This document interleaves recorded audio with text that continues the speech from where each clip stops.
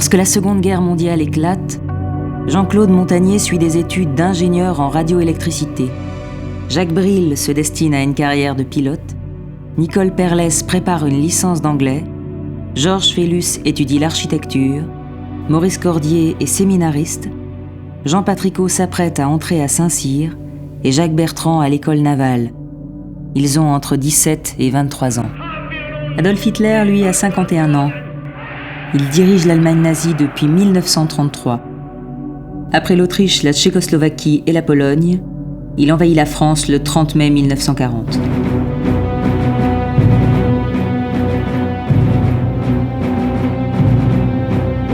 L'armée française, la meilleure du monde, est terrassée en quelques semaines. 100 000 soldats français meurent au combat. Près de 2 millions sont capturés et internés en Allemagne.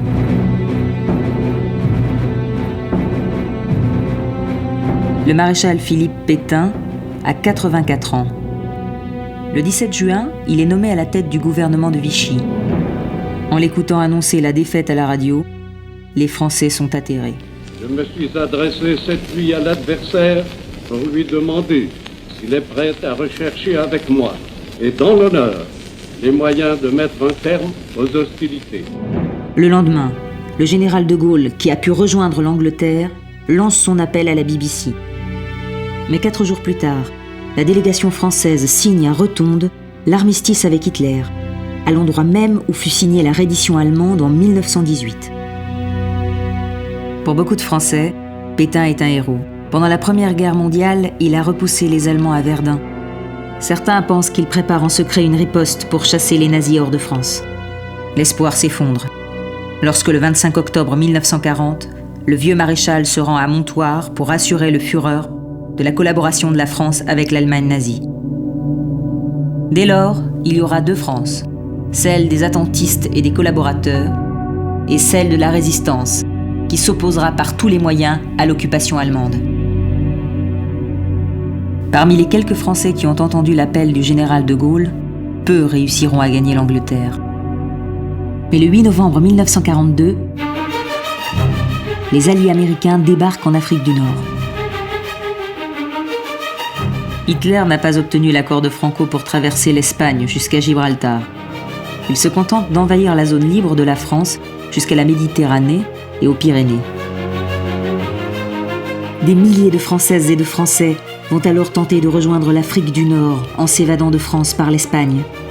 Beaucoup seront capturés par les Allemands, déportés ou exécutés. 23 000 évadés de France réussiront pourtant à traverser les Pyrénées et à entrer en Espagne. Ils y seront emprisonnés pendant des mois, dans des conditions souvent inhumaines, avant de rejoindre les troupes régulières pour reprendre le combat et libérer enfin leur patrie. Jean-Claude sera de ceux-là. 60 ans après, il m'emmène en pèlerinage sur le chemin qu'ont suivi comme lui Jacques, Jean, Georges, Nicole, Jacques et Maurice.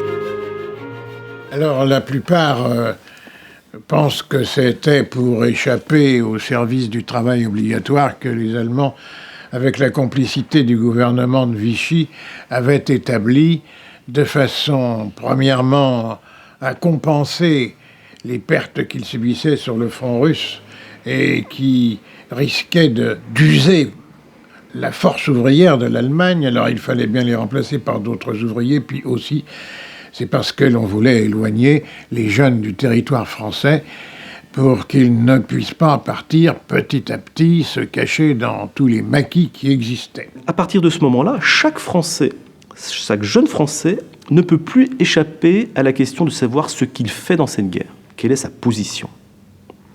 Même s'il est éloigné de toute préoccupation politique, même s'il n'a jamais réfléchi au phénomène Pétain, il est obligé de s'engager.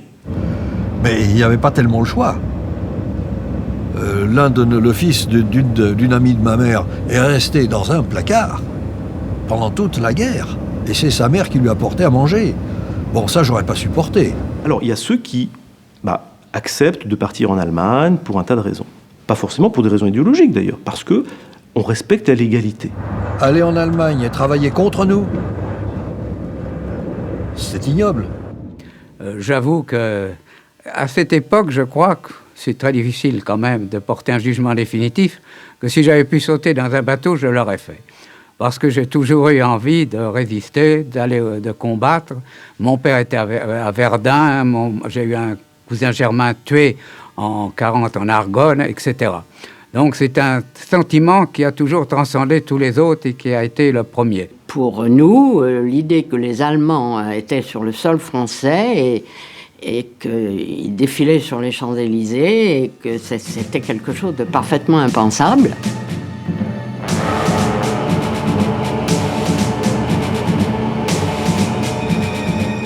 Il y avait un ennemi, il y avait une possibilité, avec tous les risques que ça comporte, de joindre une armée régulière, c'était le mieux. Donc comment on connaissait l'existence d'une possibilité de passage de frontières et puis de combat au-delà des frontières? Moi je crois qu'une des denrées les plus rares en France, outre la nourriture, outre la liberté de penser, c'est la liberté d'information. Toute la presse est au lien. Il n'y a pas d'accès à des sources fiables d'information. La France libre, l'existence du général de Gaulle, peu de gens la connaissent en définitive. L'appel du 18 juin 1940 a été entendu par une extrême minorité. Nous avons entendu l'appel du 18 juin, le fameux appel, nous avons entendu le général de Gaulle, dont on ne connaissait rien. Nous n'étions pas dans des milieux militaires ou politiques qui puissent nous faire connaître le général de Gaulle. C'est absolument un inconnu. Mais on se disait que c'était même un nom choisi, un symbole. Par contre, on savait très clairement, tout le monde savait que l'Angleterre n'était pas vaincue, bien entendu, et que l'Angleterre voulait lutter en tous les cas contre l'Europe allemande.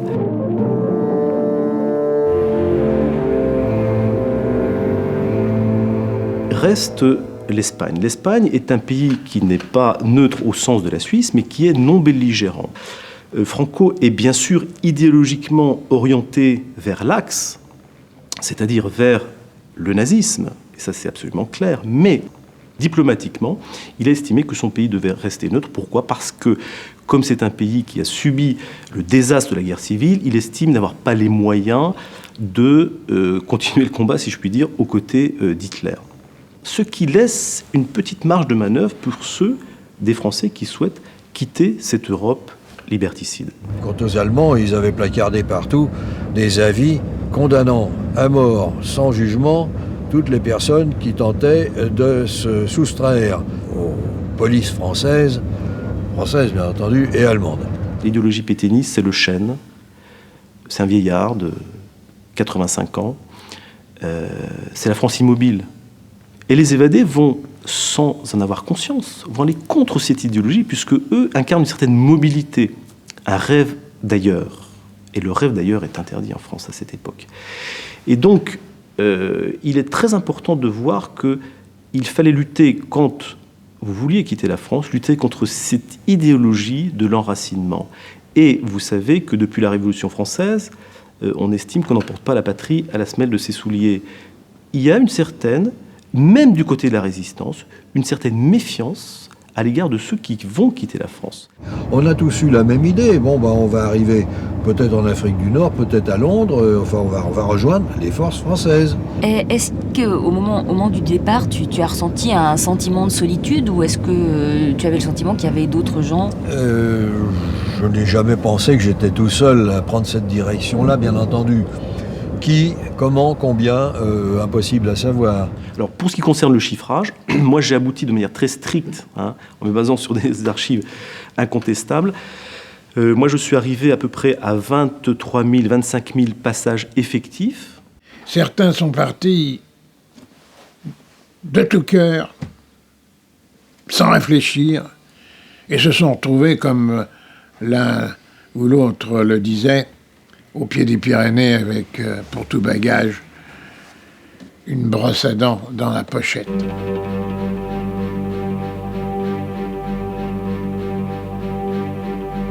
Beaucoup de gens qui ont tenté sans réussir le franchissement illégal de la frontière se sont retrouvés en Allemagne, sont morts en déportation parfois. Donc je crois qu'il faut bien dire que le franchissement illégal de la frontière franco-espagnole, ce n'est pas une promenade de santé, c'est un risque extrême à partir de novembre 1942. comment est-ce qu'on franchissait la frontière? Je dirais qu'il y a deux grandes options. Soit on appartient déjà à un mouvement de résistance ou à des réseaux de résistance, français, franco-alliés ou alliés. À partir de ce moment-là, c'est beaucoup plus facile. Mais bien sûr, ça ne concerne qu'une minorité, je dirais, les VIP de la résistance. J'avais essayé 2 ou 3 fois à Paris. J'ai eu des choses assez curieuses, d'ailleurs, qui ne m'ont pas paru très sérieuses. Et d'ailleurs, j'avais une certaine naïveté à croire qu'on pourrait me prendre en avion pour m'emmener en Angleterre. J'étais un beaucoup trop petit personnage. Il y a donc les évadés de base, c'est-à-dire l'immense majorité, qui trouvent des filières locales sur la frontière pyrénéenne de manière tout à fait empirique, si on peut dire. Alors, comme j'étais pilote de tourisme, j'ai fait la tournée des avions. J'ai trouvé un Moram 230 qui me paraissait en bon état. Il y avait de l'essence dedans. Alors, je me suis dit, je vais partir avec cet avion. Ça sera toujours un avion qui ne sera pas perdu. J'avais appris par ma fiancée, bien entendu, que son père était le chef du département des Landes pour la distribution des tickets d'alimentation. Et il a fait ce qu'il fallait pour que je puisse le rejoindre et que je puisse trouver un moyen de quitter la France. Notre guide nous a donné l'adresse d'un café où nous nous sommes rendus. Alors, autant ça m'avait paru sérieux jusque-là, autant j'ai été un peu effrayé, si je puis dire, parce que nous nous sommes trouvés une bande d'une trentaine d'hommes dans les tenues les plus hétéroclites qui allaient du survêtement de sport avec des souliers de tennis aux bottes de cheval, etc. Hein, et en tout ça, 30 personnes comme ça dans la rue de Pau, ça paraissait surprenant. Alors nous avait dit il faut avoir l'air d'aller à la pêche, il ne faut pas avoir l'air de sortir de Paris. Alors, on était déguisés en pêcheurs. Heureusement, le Pays basque et le pays occitan en général a toujours possédé une certaine quantité de personnes connaissant parfaitement bien la montagne, à savoir les contrebandiers. Le 8 février, j'ai pris le train et ça m'a conduit à Salis de Béarn. Comment s'est passé le voyage? Il y a eu des contrôles? Non, j'ai eu la chance, depuis Mont-de-Marsan, pas de contrôle. Le voyage s'est passé assez tranquillement. Le train est arrivé en gare, ici. Il y avait encore les rails. Et j'ai vu, de la place où j'étais dans les wagons, qu'il y avait un piquet de gendarmes et de miliciens armés qui attendaient, qui filtraient les gens à la sortie du train. Alors, au lieu d'aller vers eux, je suis remonté jusqu'à l'arrière du train, la dernière porte du dernier wagon, par les couloirs. Et toujours sans courir, je me suis trouvé à l'extérieur de la gare. La partie était jouée. Est-ce que tu as des contacts dans le lieu, des gens qui peuvent Oui, accueillir? Salis de Béarn, c'était mon point d'arrivée, puisque dans cette ville, mon futur beau-père avait trouvé un contact pour le passage. Et c'était un certain monsieur Daricot que je devais retrouver dans un café au centre de la ville. Puis on a été prendre un pot dans un bistrot, et là, le gars nous a dit, c'est désolant, mais vous deviez partir cette nuit. Il y a eu une erreur, parce qu'il était 9h du soir. Alors, il va falloir tout recommencer, et ça ne sera pas tout de suite. Alors, pour le moment, on va vous cacher quelque part. Alors, on nous a cachés dans un hôtel, qui était en fait une maison de passe pour les Allemands. Alors, risquez pas d'aller nous chercher là-dedans. Il m'a dit, je vous emmène à Navarinx. Et il me dit, laissez donc votre sac ici, je reviendrai. Alors j'ai laissé mon petit sac avec mon casse-croûte, mon kilo de sucre, et il n'est jamais revenu. Et comment t'as fait pour t'alimenter après sur le trajet Je ne me suis pas alimenté. Et ça a duré combien de temps? Je ne me suis pas alimenté, et évidemment ça ne pouvait pas durer très longtemps. À un moment donné, la neige, on était dans la neige c'est blanc, c'est tentant, je vais quand même prendre quelque chose, au moins ça va être de l'eau. C'est pas dangereux de boire de la neige? Probablement c'était dangereux parce que ça m'a filé la colique. Ah d'accord. Quand on se reposait, parce que le guide nous faisait faire quand même des haltes à partir du moment où on était à couvert dans la forêt, il n'y avait plus de neige, on pouvait donc s'asseoir, se reposer un peu. Ouais. Et quand on s'endort par le froid en montagne, on meurt. En général, le guide me donnait une grande bourrade avec son pied. Sympa. Sympa, parce qu'il m'a sauvé la vie. Ce guide, c'est Lambert Blaskis. Jean-Claude ne l'a pas revu depuis 1943. Eh ben, voilà des années, hein. Ça me fait plaisir. Oui. Je ne reconnais plus. Purée, hein. Allez. Ici, c'était le ralliement de tout le monde. Il y avait un chemin, une route qui venait de là, un chemin.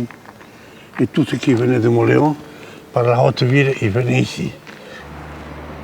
J'ai pas traversé une eau aussi large. Parce que je n'ai qu'un pied qui a été mouillé. Alors vous, à ce moment-là, il est possible que vous n'ayez pas passé là, qu'on ait passé au pont. Certainement, oui.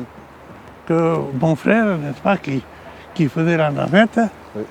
qui faisait la navette, des fois par la Saligue, des fois par le bord du champ là-bas, jusqu'au pont pour voir s'il y avait quelqu'un.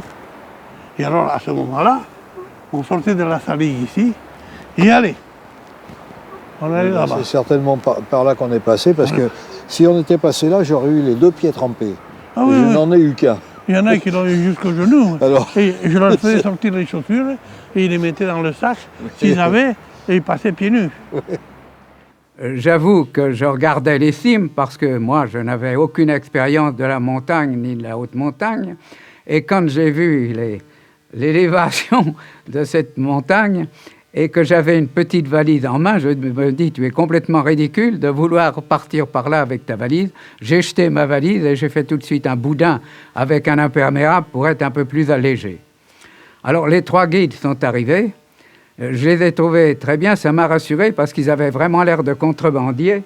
Hein, et j'ai dit, j'ai pensé que ça devait être des gens qui connaissaient le terrain. Les contrebandiers qui avaient français, qui avaient de lourds sacs sur le dos, commencèrent à nous faire cavaler derrière eux. C'était absolument épuisant.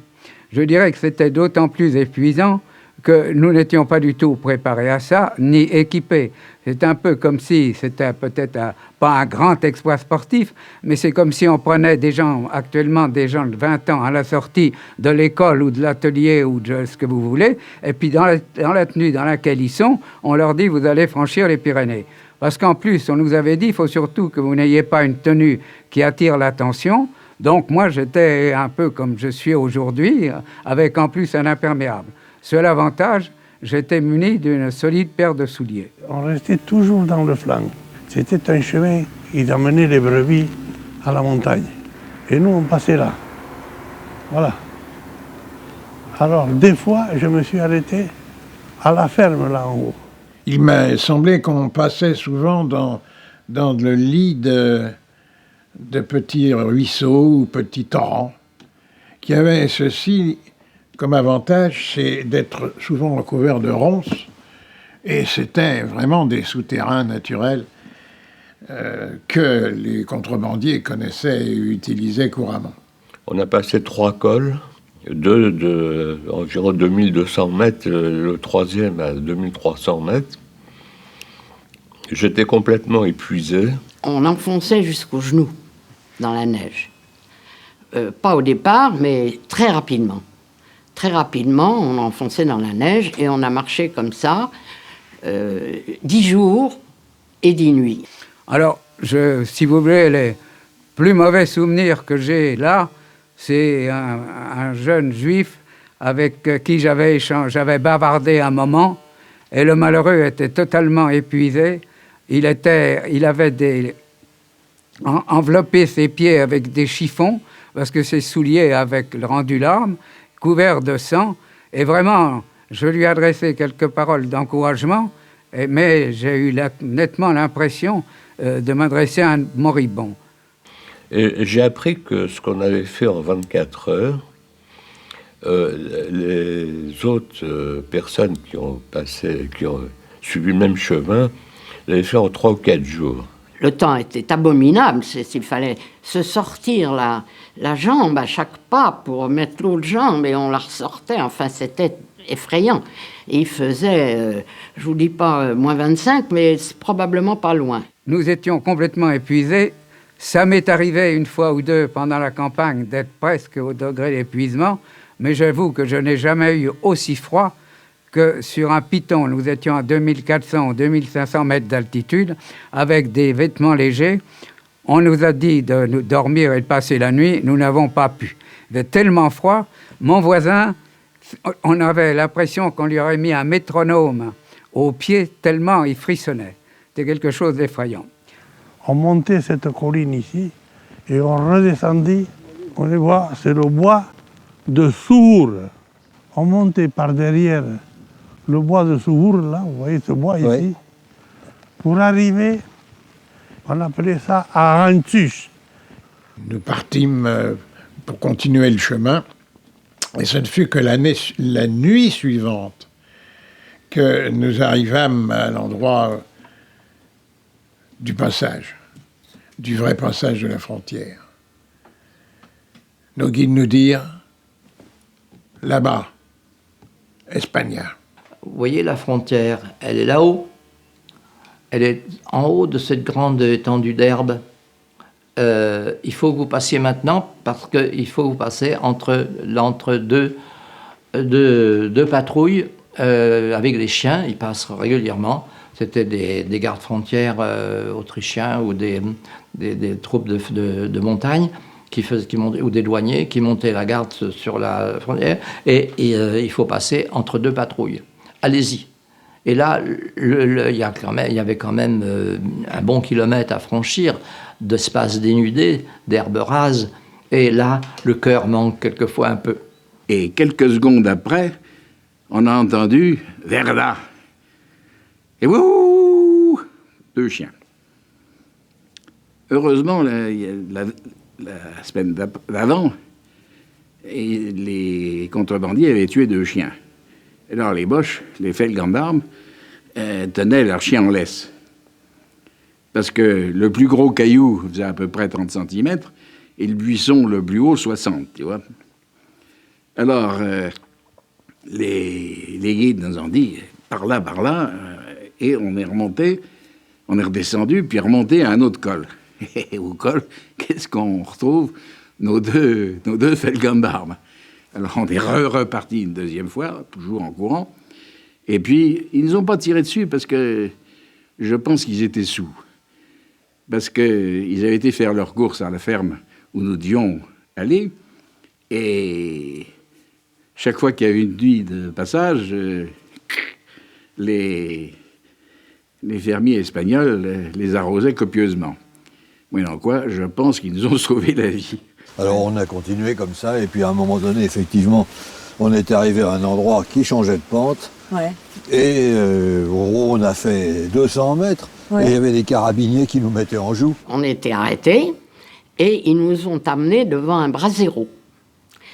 Et mon jeune frère, qui avait tendance à avoir aussi les pieds gelés, a dit « Ah, ils vont, je me rappellerai toujours cette phrase, ça y est, ils vont nous brûler la plante des pieds pour nous faire parler. » Dans un premier temps, il n'y a pas eu de menottes. Je ne vois pas très bien d'ailleurs où nous aurions été.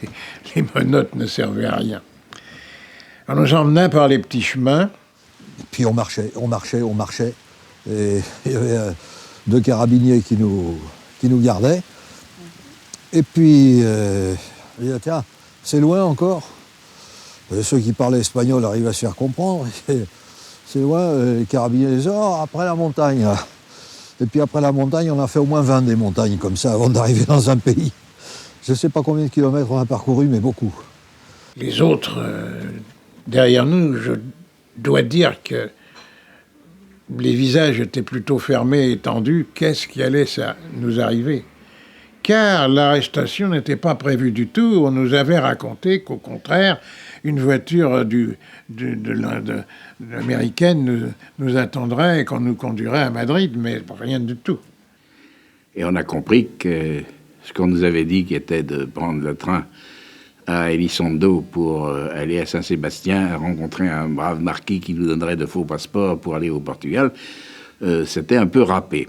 Nous avons été emmenés à la police où nous avons été longuement interrogés sur ce que nous avions pu voir en France et en particulier près de la frontière.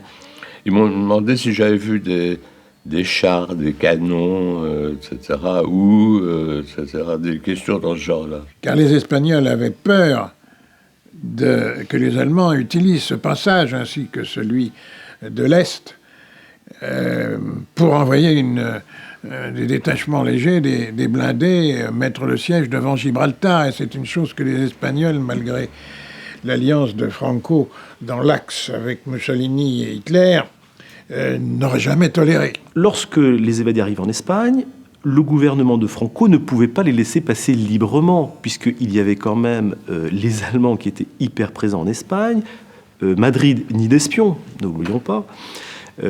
Donc il fallait être vigilant. Donc la mesure générale, c'était l'internement.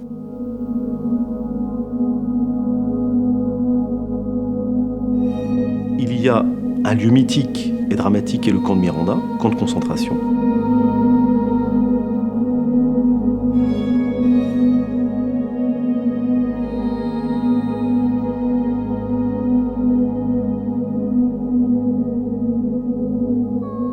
Il y a les prisons. Effectivement, on est arrivé devant un bâtiment sur lequel il y avait marqué « Carcel modèle de Pamplona », prison modèle de Pampelune. Et alors vous êtes rentré, vous saviez pas combien de temps? Elle date de 1907, on ne savait pas combien de temps. 1907. Et alors on avait un régime de prisonniers vraiment de droit commun, on était traités comme des malfrats, quoi. Et il y avait un confort qu'on peut qualifier de rudimentaire, dans la mesure où il n'y avait rien. Il y avait le sol en ciment et le trou, en un coin. Alors à 14 qui font leurs besoins dans un trou comme ça, l'eau ne dure pas longtemps. Et il n'était pas question d'en avoir d'autres. Et pour tenir, on était obligé de se mettre en travers, parce que la cellule faisait à peine plus de 2 mètres, et on se tenait en quinconce. Et dès qu'il y en avait un qui voulait se retourner, il fallait qu'il dise attention, et à ce moment-là, tout le monde changeait de côté. Tellement on a été serrés comme des sardines. 14 bons hommes qui ne peuvent pas se laver dans une cellule. Toute petite. Ça sent la bête. Il n'y a pas d'air. Il n'y a pas d'air non plus. Ah bah si, il y avait de l'air parce qu'il y avait les barreaux que tu as pu voir aux fenêtres. Ce qu'on peut appeler des fenêtres. Ouais. Et alors il y avait l'air qui passait là. Et comme c'était au mois de mars, il faisait particulièrement froid. Ce dont on a peut-être le plus souffert, c'est la faim. Nous avions très peu de choses, de l'eau dans laquelle nageaient des blettes avec un petit pain. Je crois qu'on appelait ça le rancho.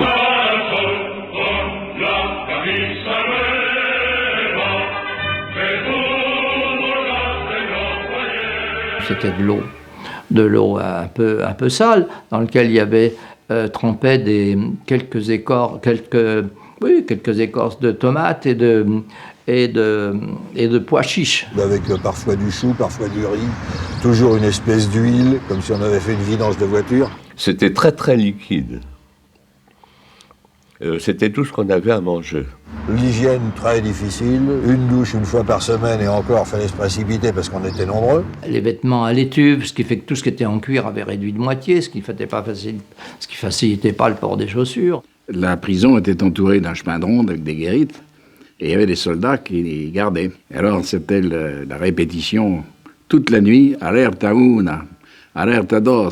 Les types criaient comme ça pour dire je ne suis pas endormi, quoi. Alors dans les cellules, il n'y avait pas tellement de poux, quand même, ça faisait partie de la récréation. C'est amusant, le pouls, ça pique un peu, mais on les comptait, quoi. S'épouiller, ça occupe de s'épouiller. Mais alors, les puces, ça c'est plus difficile à compter, et elles étaient vraiment très méchantes. Et alors, les punaises... Les punaises, elles montent au plafond, et puis elles te descendent dessus en parachute. C'est pas agréable. On arrivait à en tuer quelques centaines chaque nuit. On pouvait faire des concours. Quand on marchait, ça faisait crac, crac. Des poux, des punaises, des morpions, de toutes les saloperies qu'on pouvait écraser. J'avais les mains et les pieds qui avaient doublé de volume et le visage complètement boursouflé. Mais la vraie torture, celle qui abaisse les esprits, c'est d'être prisonnier, d'être inférieur, d'être compté pour rien. Ce qui est terrible, c'est de ne pas être libre. En attendant toujours, en demandant toujours aux Espagnols, quand va-t-on être libéré? À quoi les Espagnols répondaient mañana. Mañana, demain.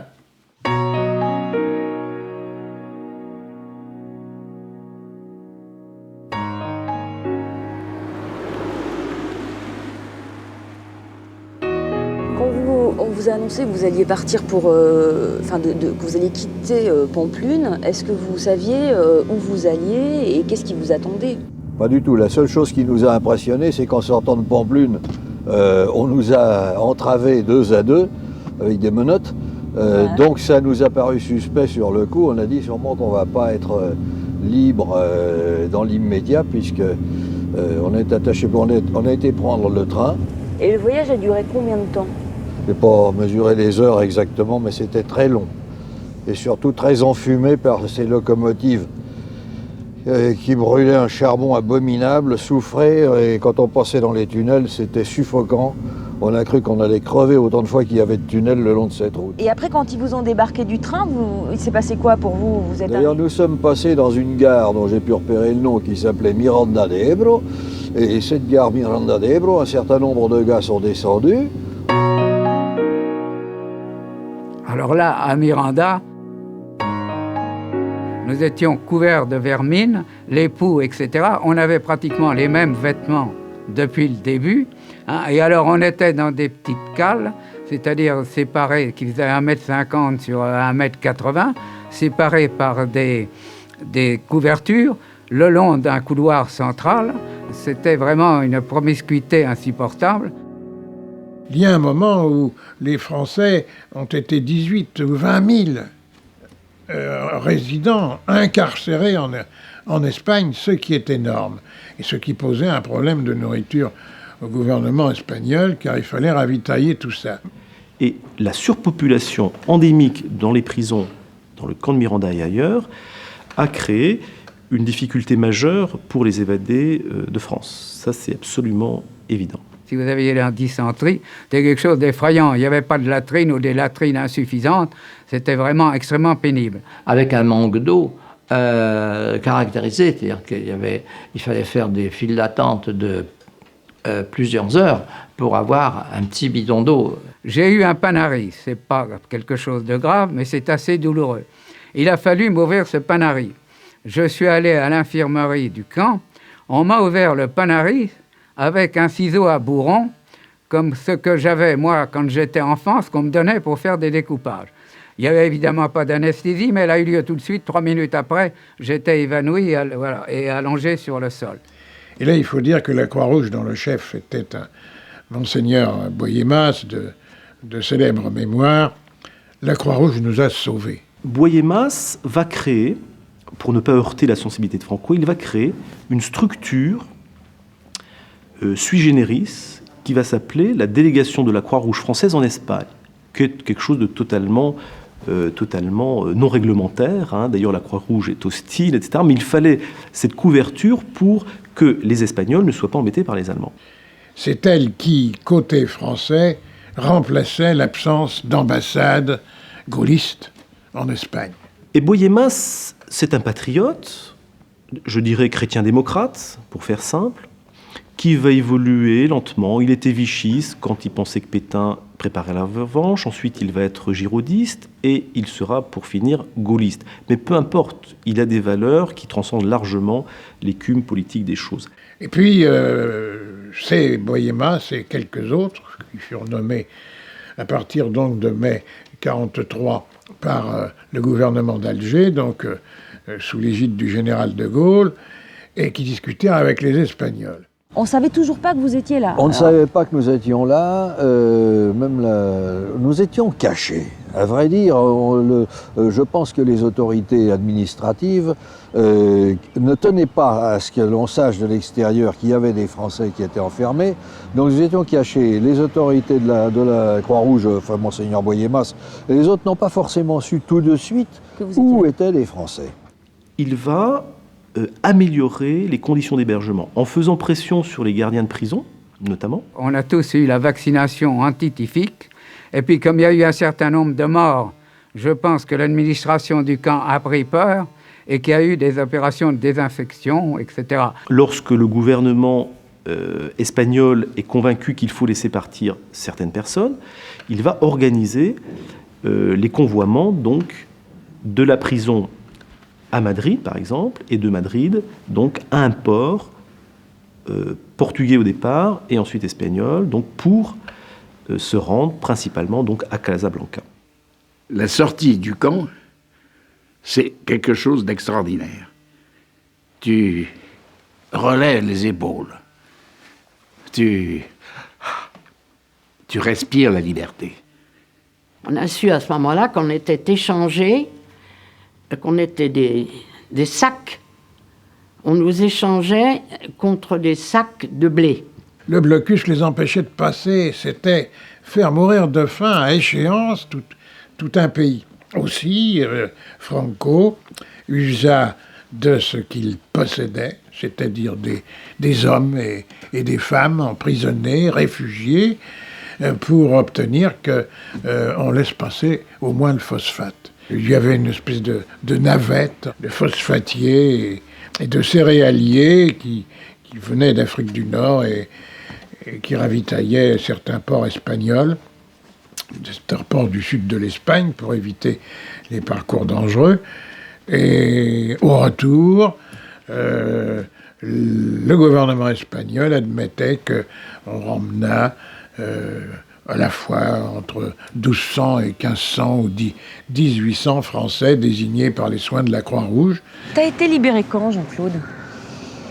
Oh, ça devait être vers le mois d'octobre 1943, où on nous a laissé partir un jour, mais on savait déjà quelques jours avant, hein, parce que les camarades partaient par plusieurs ensemble, 10, 20, 50.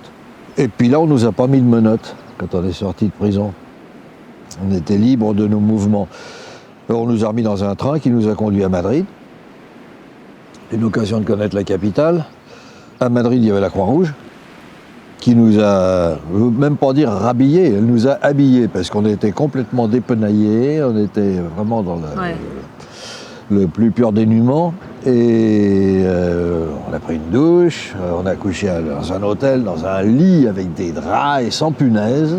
Wow, assez bon. Et je dois avouer que nous avons fait une fiesta pas possible. Parce que après tout ce qui nous était arrivé, la liberté à Madrid, c'était quelque chose d'incroyable. On a eu 24 heures, même pas pour se promener dans Madrid, et on nous a emmenés en car à Malaga, où nous sommes restés 3 jours dans les arènes.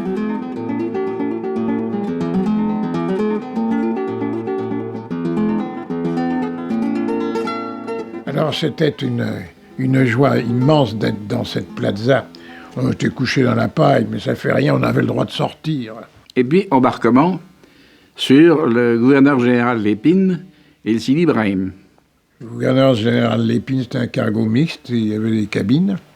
Quant au Sidi Ibrahim, c'était un phosphatier, alors il n'y avait que des soutes dans lesquelles, avec joie, nous fûmes versés. Le commandant du gouverneur général Lépine a dit « les officiers supérieurs d'abord ». Il y a eu une bousculade de colonels. La hiérarchie recommençait, il y en avait il y avait des galons. Tout d'un coup, on avouait les galons qu'on avait, alors les autres. Nous, les soldats de Valmy, les petits engagés volontaires futurs, nous étions bien forcés de découvrir un monde que nous ne connaissions pas. Alors on a embarqué sur le Sidi Ibrahim, on a attendu quelque temps, parce qu'on formait des convois à partir de Malaga, à cause des sous-marins allemands. Et là, nous sommes partis pour Casablanca. Il y avait un bateau français, la Namite, et puis 2 torpilleurs britanniques. Le passage de Gibraltar la nuit était un spectacle extraordinaire. Il y avait d'énormes projecteurs que les Anglais avaient installés et qui balayaient d'un trait lumineux puissant presque jusque de l'autre côté. Hein. La Namite s'est mise entre nous, entre le gouverneur général Lépine et le Sidi Ibrahim, et il nous a souhaité la bienvenue en terre française au Maroc. On lui répondit par une Marseillaise comme jamais je l'entendrai.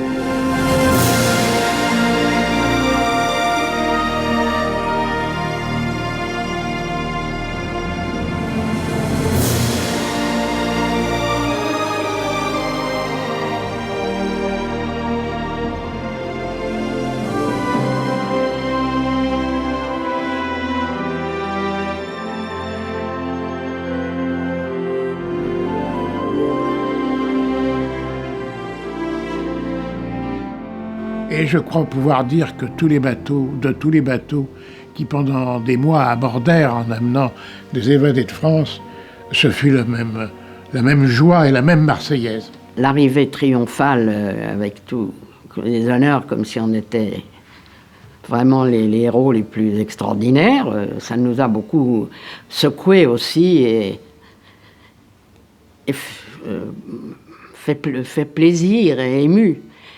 Alors, arrivé sur le sol, le général nous déclara immédiatement qu'on était des héros, ce qui n'est jamais désagréable à entendre, enfin, ce qui est un peu empoulé, et que nous étions immédiatement décorés de la médaille des évadés. Et puis, à la sortie, une haie de tirailleurs sénégalais, un GMC.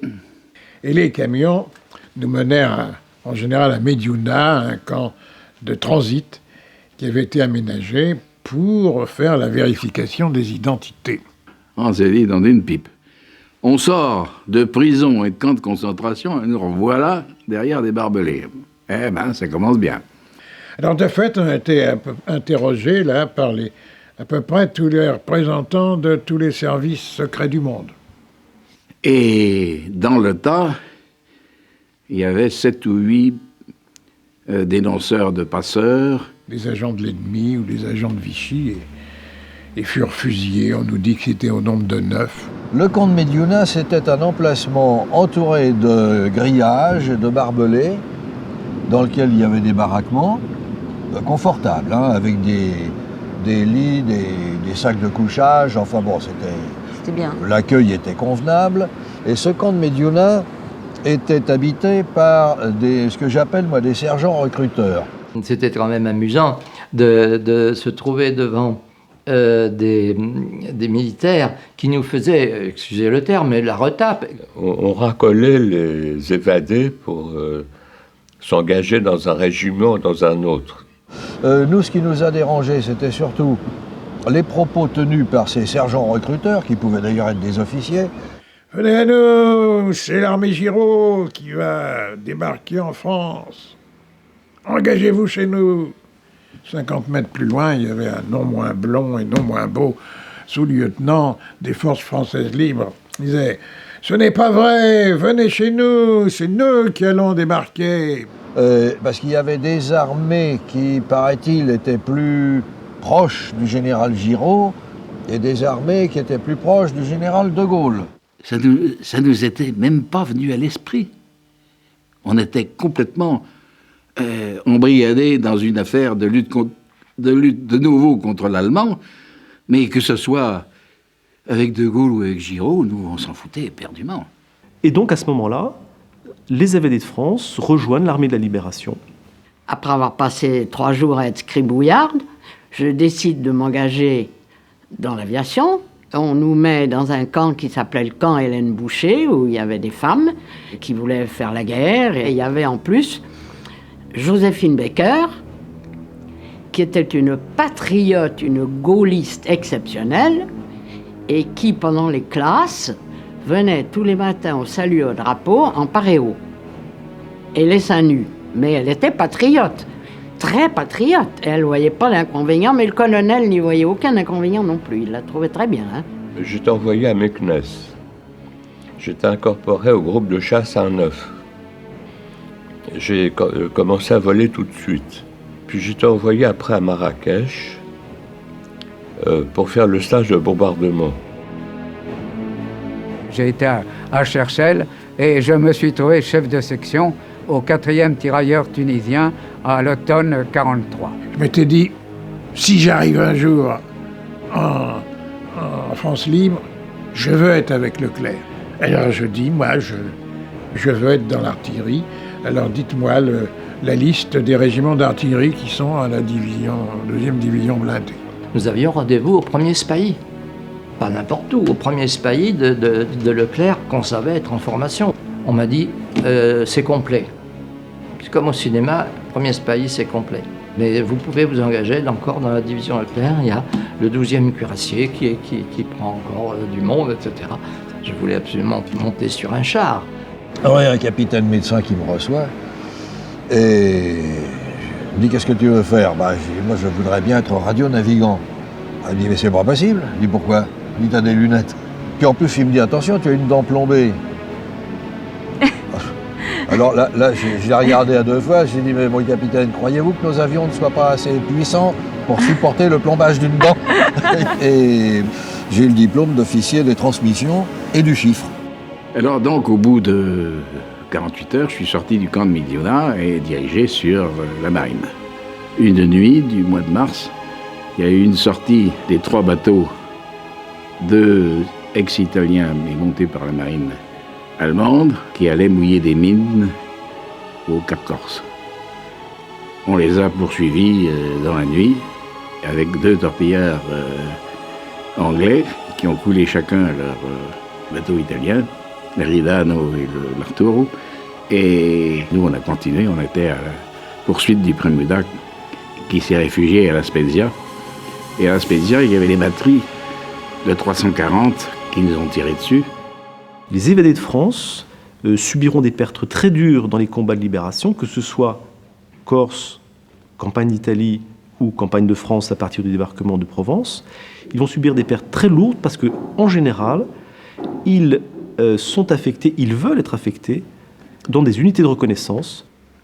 Il y en a eu dans les commandos. Même les bataillons de choc furent créés exprès pour recueillir l'engagement des évadés de France. Il y en a un où il y avait 90% d'évadés de France. Il y en a eu dans toutes les unités où les armes à la main, nos forces, débarquèrent un jour ou l'autre en France et boutèrent l'ennemi hors de notre territoire.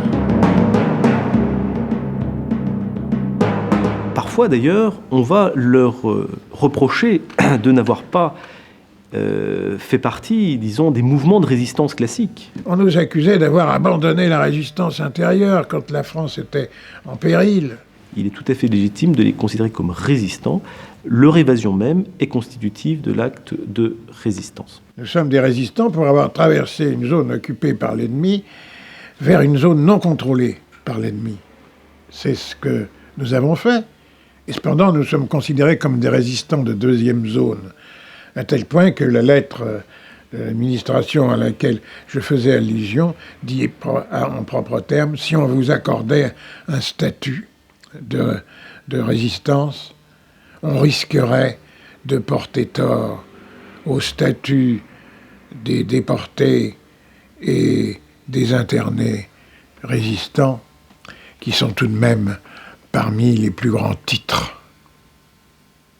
Autrement dit, nous serions des usurpateurs, alors qu'avoir fait des milliers de kilomètres pour rejoindre, et non seulement après les mauvais traitements subis en Espagne, aucun n'a reculé devant l'engagement, le combat, se sont trouvés dans les unités de pointe partout. Alors ça sert à rien, c'est de la résistance de deuxième zone, ça ne compte pas, nous avons toujours été révoltés. Mon regret en tant que président, ancien président de la Confédération nationale des évadés de France et des internés en Espagne, c'est de ne pas avoir réussi à convaincre les autorités et, permettez-moi de le dire aussi, ne pas avoir réussi à convaincre les autres résistants et les autres combattants de la valeur de ce que nous avons fait. Mais ça, c'est à compter dans les mauvais souvenirs. Et je le répète, nous sommes tous fiers d'avoir fait ce que nous avons fait. C'est la plus grande récompense et le plus grand honneur qui valent tous les compliments du monde.